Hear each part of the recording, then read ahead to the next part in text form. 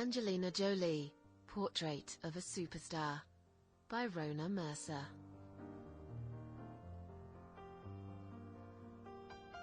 Chapter 1.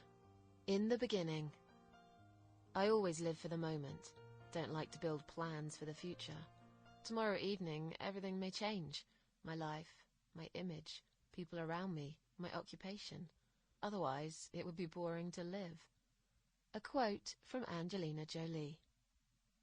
Angelina Jolie has grabbed headlines since bursting onto the Hollywood scene over 10 years ago, and the stunningly beautiful actress remains a constant source of fascination to her millions of fans across the globe.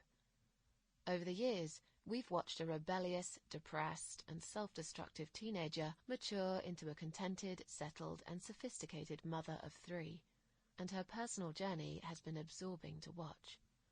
As one of the most open and honest stars of her generation, it's no surprise that Jolie's controversial personal life has garnered far more interest than any film she's ever made. And, love her or loathe her, you could certainly never accuse the actress of being bland. Born in Los Angeles, California, on the 4th of June 1975, to actor parents, Angelina Jolie Voight's life was unconventional from the start. Jon Voight married little-known French-Canadian actress Marceline Bertrand in 1971, and their first child, son James Haven, was born in 1973. But by the time Bertrand was pregnant with Angelina, their second child, their marriage was already in crisis. It's thought Bertrand rapidly grew tired of Voight's womanizing ways, and sure enough, he soon fell in love with the actress Stacey Pickren, whom he met on the set of the film Coming Home, which won him a Best Actor Oscar, and he left his family for her. By the time Angelina was 1, her parents had separated. For the first few years after the split, Marceline and the children remained in LA, and Voight saw his kids regularly. But in 1982, Bertrand moved Angelina and her brother to Sneden's Landing, which was an hour away from Manhattan, because the smog in LA was affecting her health. Although Angelina has said, "I never remember a time when I needed my father and he wasn't there," and that she was never angry with him for leaving, the pair would go on to have an extremely strained, complex, and volatile relationship.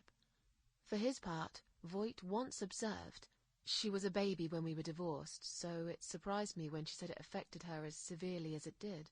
According to one of Angelina's kindergarten teachers, who doesn't want to be named, Voight was very much a hands-on dad. Her father was always picking up her and her brother. He was always around. I don't know if they had a good relationship. All I know is that he did the fatherly thing. And Jon's parenting skills didn't just extend to the school run. According to the same source, he came to sports day. He came to the school. They lived in Palisades, where all the big stars like Al Pacino lived. Angelina was just a little kid. Cute, you know? She was always pretty. Although the pair haven't spoken since their very public falling out in 2003, when Voight told the press that his daughter had serious emotional problems, it's clear that, as a child, Angelina was very much a daddy's girl. According to Voight, when Marceline and I broke up, I sat Angie down and asked her what kind of girl she thought her father should be with. She thought about it for a while and then said, "Well, Daddy, maybe me, because I love you more than anything in the world." Voight was no less smitten with his daughter, and in an interview they did together in 2002, Voight described to Angelina the moment she was born. "You don't remember it, but when you emerged from your mother's womb, I picked you up, held you in my hand, and looked at your face. You had your finger by the side of your cheek, and you looked very, very wise, like my old best friend. I started to tell you how your mum and I were so happy to have you here, and that we were going to take great care of you, and watch for all those signs of who you were, and how we could help you achieve all that wonderful potential God gave you. I made that pledge, and everyone in the room started crying. But we weren't crying. We were wrapped in each other's gaze." After his ex-wife and children had relocated to New York, he confessed that he missed them very much. "Angie is a real comedian, and Jamie is so grown up," he revealed at the time. Keen to involve the children in his life, even though he no longer lived. Sample complete. Ready to continue?